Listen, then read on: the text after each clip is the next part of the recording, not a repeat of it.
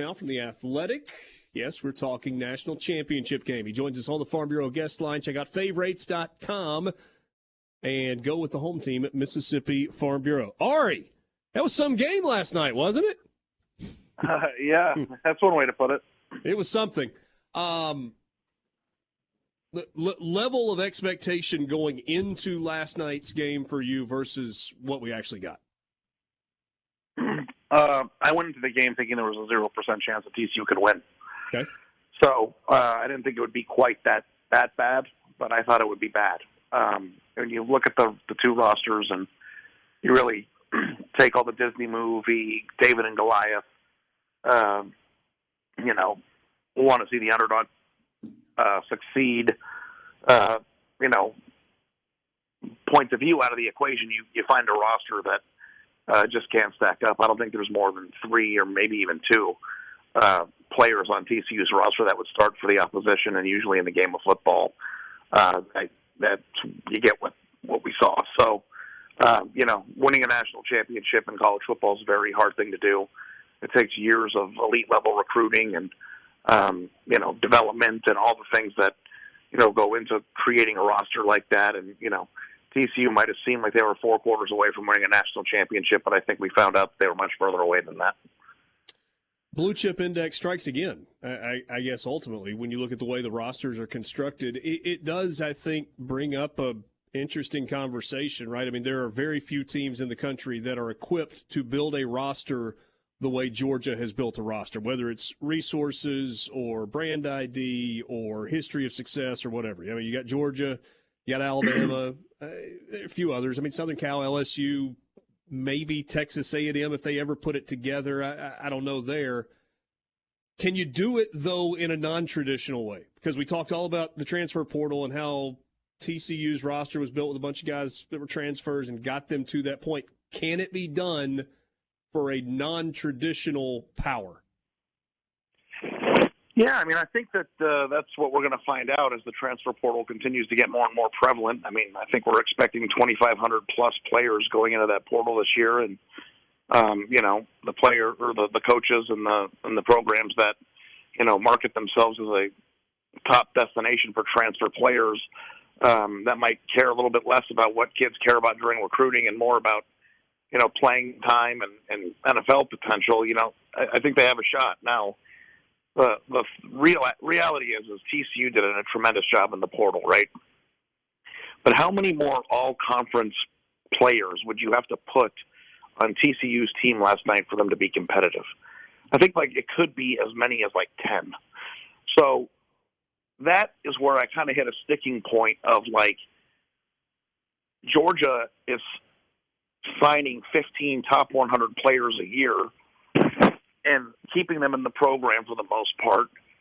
The amount of talent that they have in the cupboards there from the high school ranks is so lopsided in comparison to all but 3 or 4 other teams in college football that, if you were looking at a team like TCU or a team like UCLA or Nebraska or, these middle-tier programs that actually are attractive, destinations for transfer prospects, what do they have to do in order to get to that point? I mean, Michigan State last year, when they won 10 games or whatever it was, did a tremendous job finding Kenneth Walker and guys like that in the portal, and they won 10 games.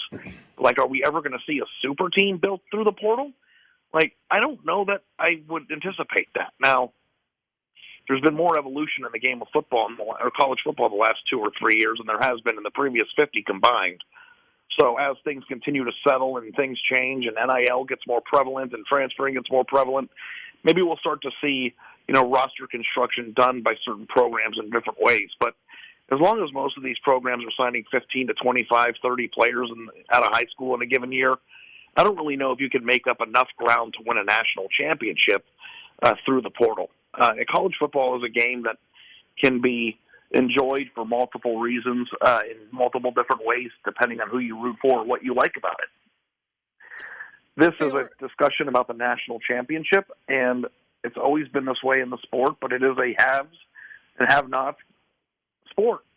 And the reality is that 85% of the teams in college football are never going to win a national championship. And everybody's excited about the expanded playoff, but that's going to make it even harder for teams like TCU to make it this far. So it's kind of a tough pill to swallow, but some programs just have to root for other things besides beating Georgia because it's just never going to happen.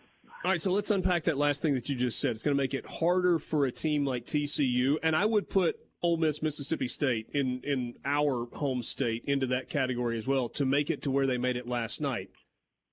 So take me a little deeper on that. Easier to get into the playoff, but as the cream rises to the top, harder to advance. Is that what I'm hearing?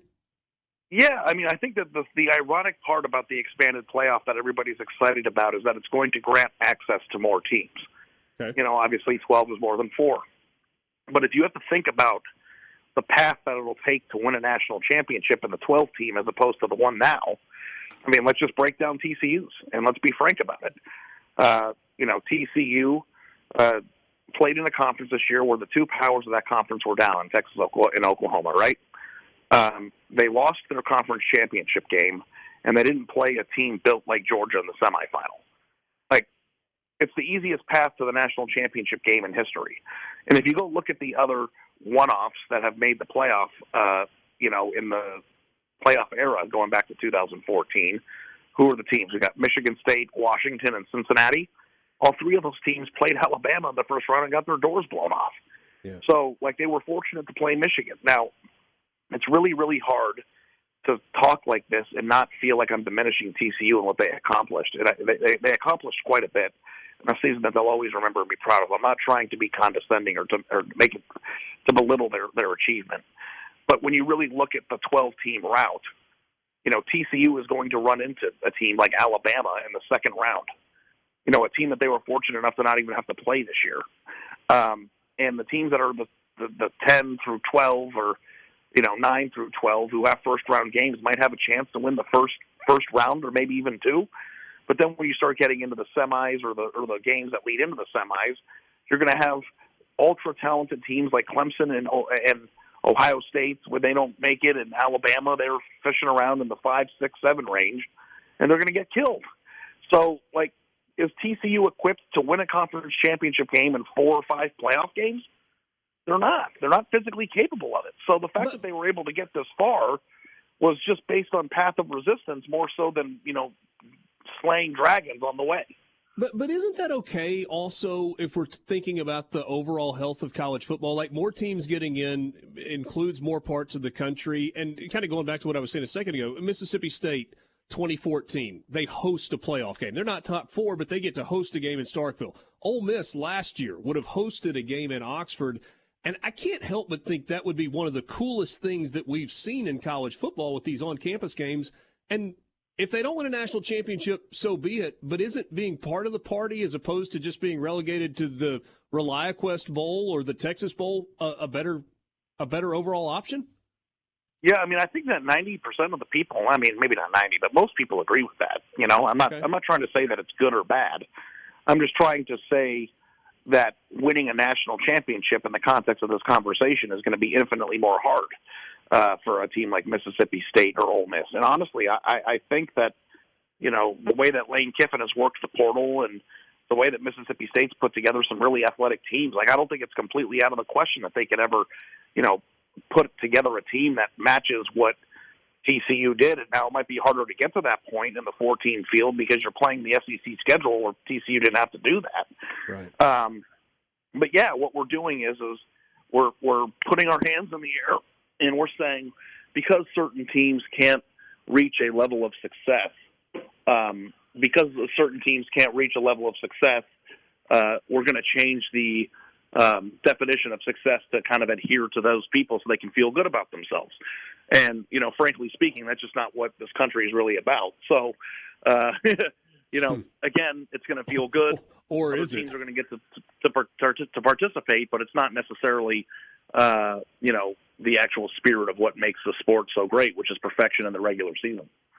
Hey, last thing. Do you think David Pollock went to sleep last night wondering if he was going to wake up after what he said with Nick Saban sitting right next to him? Well, I do think that it's possible that in a year from now, if Alabama's winning in the national championship, that many oral histories will be written about that moment and the look on Nick Saban's face. And, but hey, he didn't say anything that was wrong. No, he was right. Truthful. So he absolutely if he's right, was. then, I mean, as long as, I've learned this in my career. As long as you're factually accurate, people are going to love you and people are going to hate you, but nobody can get mad at you for lying. That's a good